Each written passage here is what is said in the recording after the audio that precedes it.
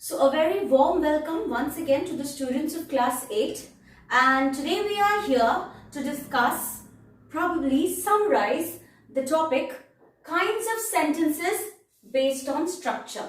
Alright, so we have already known about, we've already learnt about the kinds of sentences based on meaning, which is basically the sentences based on function. It means we categorize the sentences based on what is their actual work in the sentence, isn't it? What is it actually doing? If it is a statement, it is stating. If it's a question, it is an interrogative. If it is asking something, it's a question which is interrogative. If it is commanding, then it is a command, therefore imperative. If it is expressing a sudden feeling, a strong feeling, happy or sad, so exclamatory with an exclamation mark, and ones which are expressing a blessing, is it giving out a blessing or a curse or a wish, then it's an optative. Okay, so that was one part, and this is the one based on structure.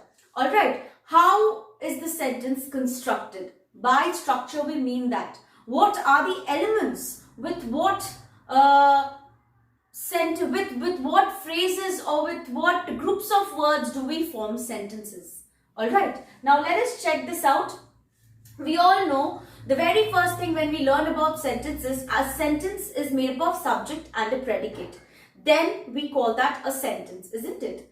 But based when we have to study the kind of sentences, what kind is that sentence, we particularly say that there are four types of sentences, four kinds of sentences. The first one that we have here is the simple sentence.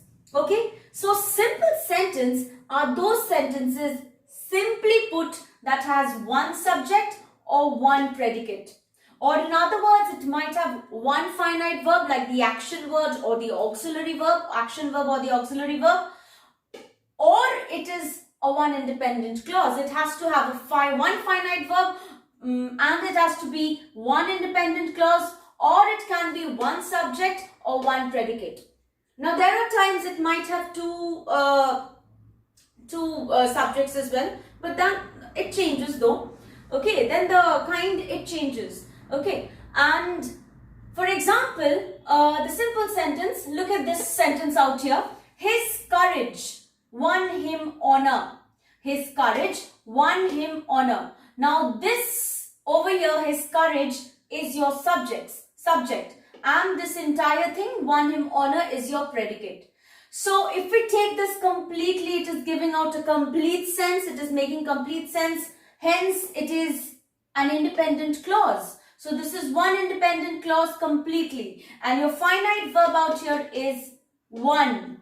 So this falls under the category of simple sentence. Now a simple sentence can be made using phrases as well. You know, we learn those in our online classes. So we know it can have a participle phrase like knowing there were ants in the knowing about the ants, I did not sit down. About the ants, okay, knowing about the ants. So this is a participle phrase.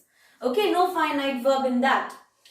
Other than that, we have learnt about appositional phrase, in apposition, apposition, not opposition, but apposition. Okay, which means that it is added. Something is added, not opposing, but adding.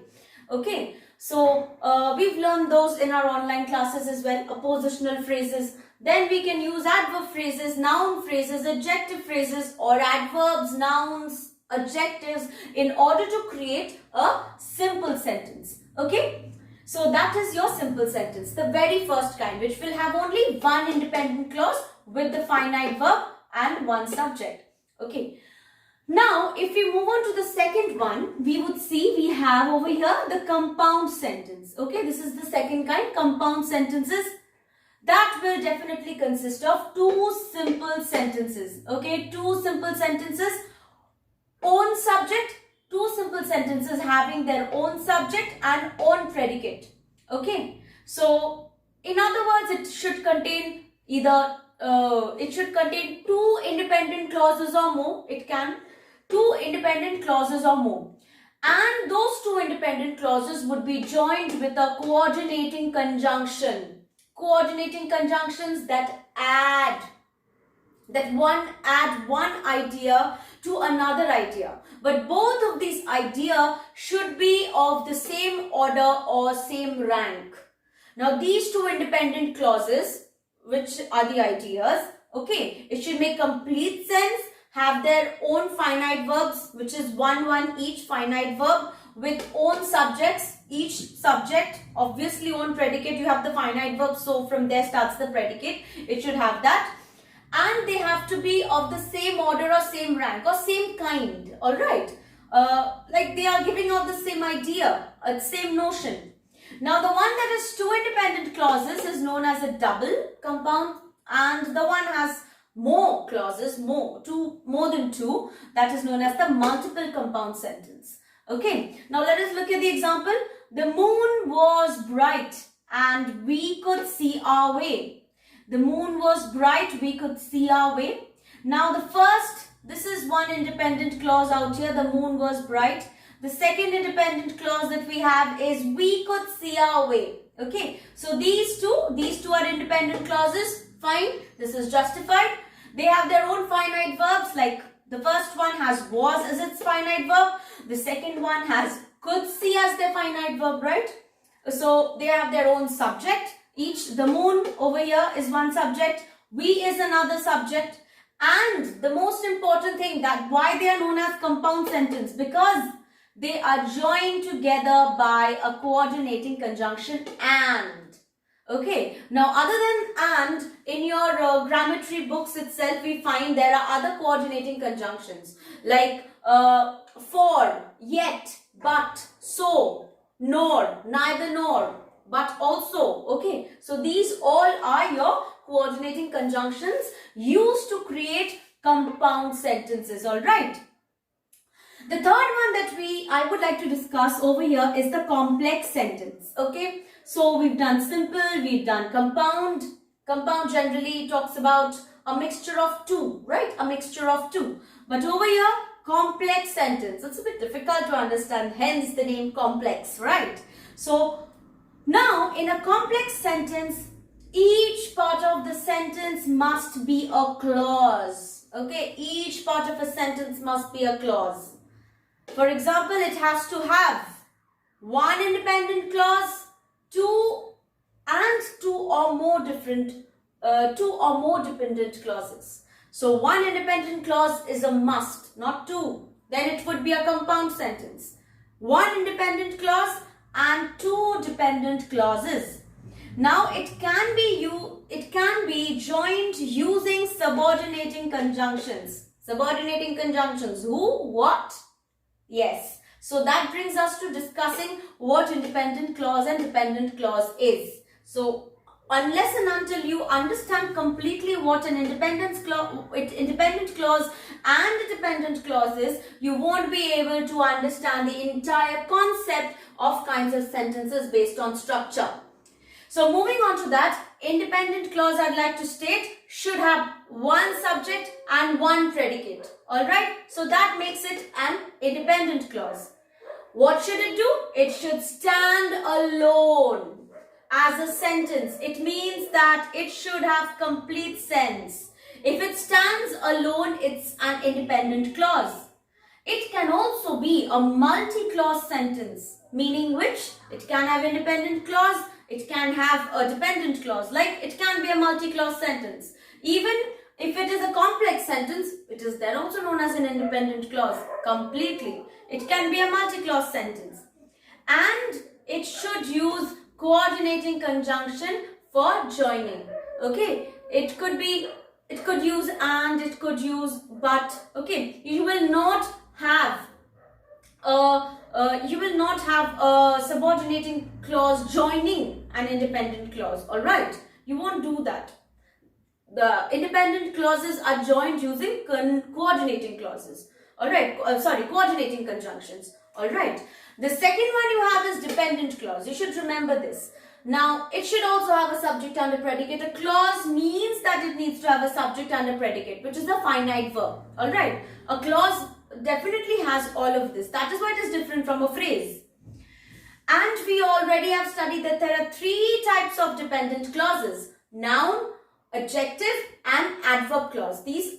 All of these are subordinate clauses. It is also known as a subordinate clause. Like this one is also known as a main clause or principal clause. This is also known as a subordinate clause. It cannot stand alone. Hence the name dependent. It cannot stand alone. It means it makes complete sense but not really. A partial sense. Alright. Next you see, and it is going to it has to be a part of sentence to complete its meaning, to express its complete meaning. So that part of a sentence.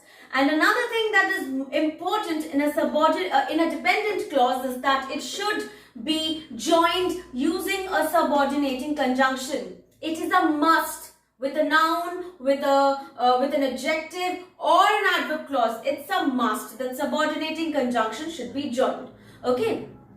For example, what, which, these are relative pronouns, right? Who, whose, that is a subordinating conjunction. You use that to join the dependent clause with the independent clause. Okay, now that explains our complex sentence, which has one independent clause and two dependent clauses. Can be of different types. Two or more dependent clauses can be of different types as well. Okay, so and it should use a subordinating conjunction. I'll give you this examples in a bit after explaining a compound complex sentence. Now this is the fourth one that we have just talked about, the compound complex sentence. Now definitely you do understand that it is an amalgamation of a compound and a complex sentence, right? So how do we understand? How do we understand that it's a compound complex sentence? What are we supposed to do in order to understand this?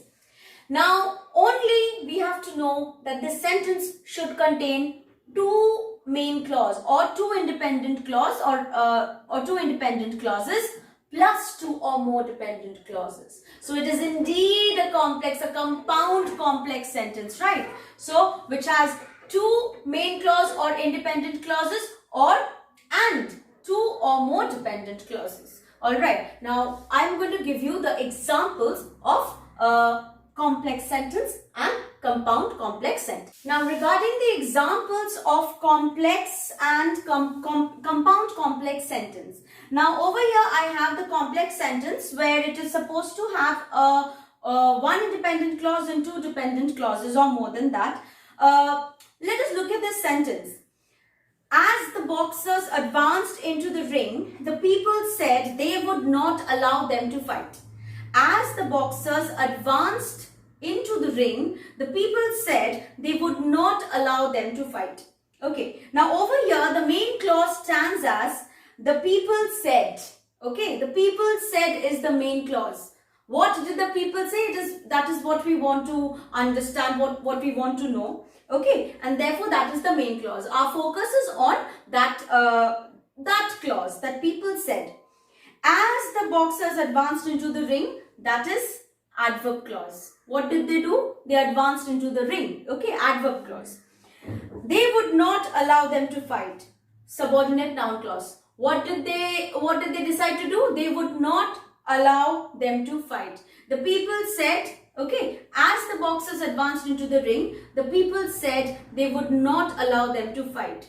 Okay, people said that they would not allow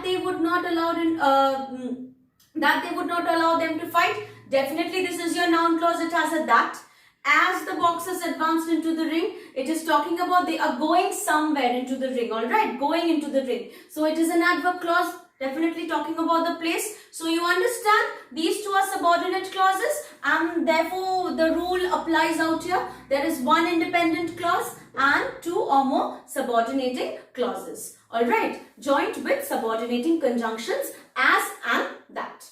The second kind that we have, that I'm supposed to give you the example of, is your compound complex sentence, which should contain two independent clauses and two or more dependent clauses. All right, let us look at this sentence. Anil called at 5:30 and I told him that you had gone out. Let us break off the parts of this sentence. Anil called at 5:30. So we understand this is the main clause. It is making complete sense. It has its own finite verbs. Okay, it's an independent clause, stands alone by itself. So Anil called at 5:30. Then look at the next part. And I told him. Obviously, you know, and is a coordinating conjunction. It is joining I told him. So this is also another independent clause joined together with and. So this stands as your compound sentence. So this is your compound sentence. But I want to add something to the idea again. Alright, to make it more expressive. The speaker adds something to the idea again. What? Anil called him at 5:30 and I told him. So this makes complete sense, compound sentence. But when I want to be specific, I add that you had gone out. So this is this is becoming more expressive. That you had gone out is the subordinate noun clause. It is starting with that, so it's a noun clause. That you had gone out is your one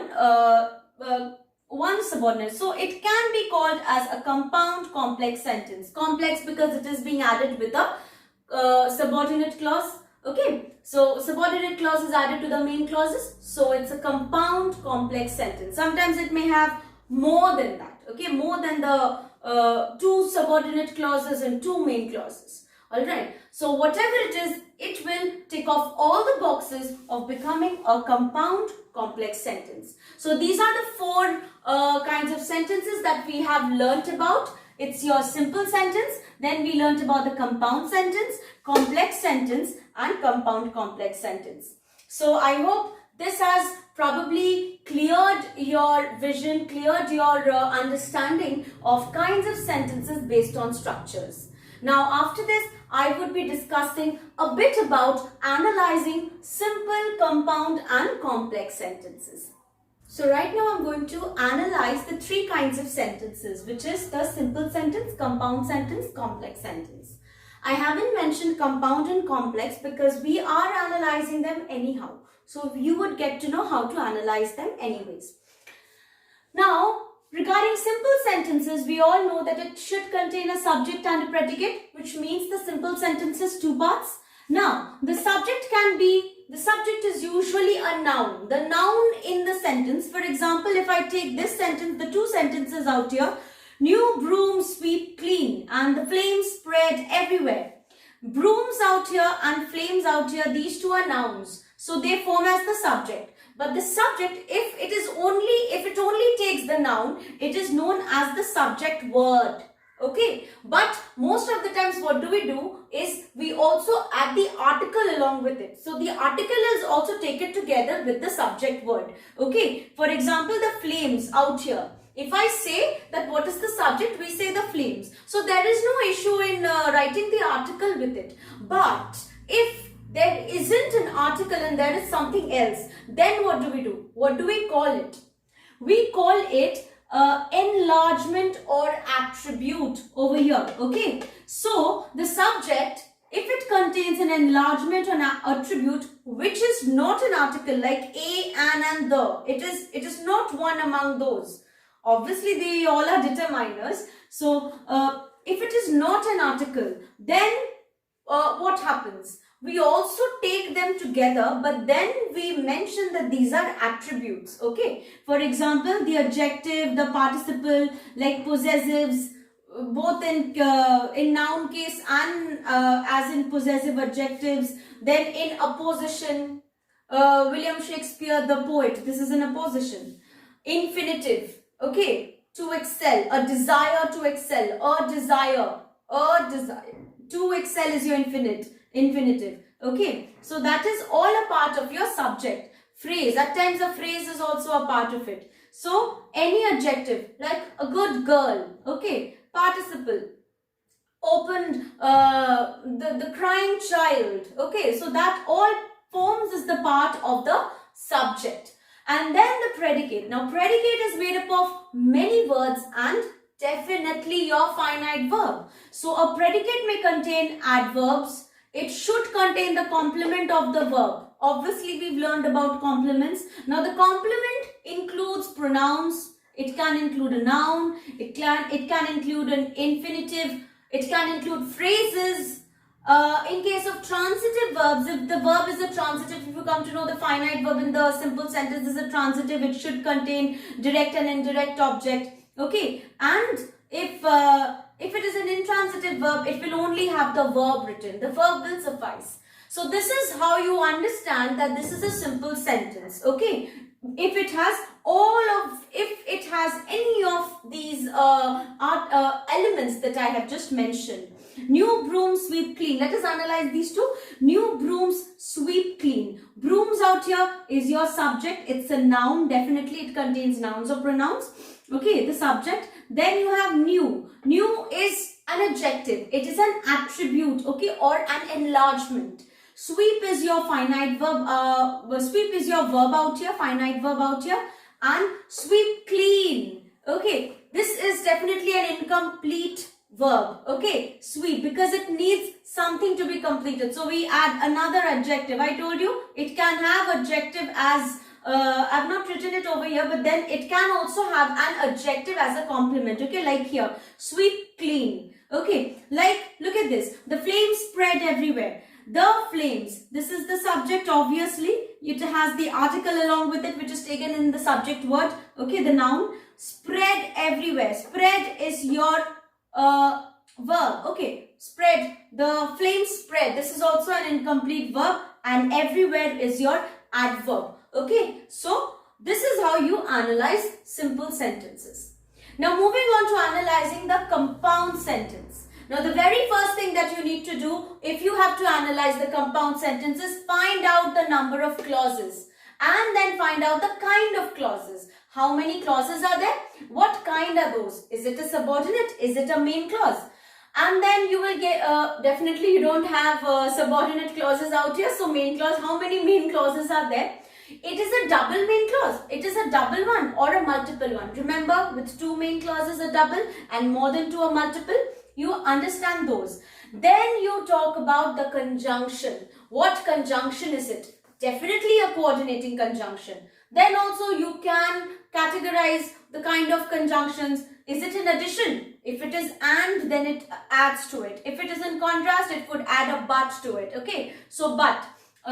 Then choice or an alternative, or otherwise or else. Okay, if it is known as elative if it is given a choice for acceptance. For example, something is said, therefore, so that. These are your elative conjunctions. Okay, elative ones. Coordinating conjunctions but elative. Okay, when it is giving out a choice for accepting the fact. Okay, so you have to find out all of these. This is how you analyze compound sentences.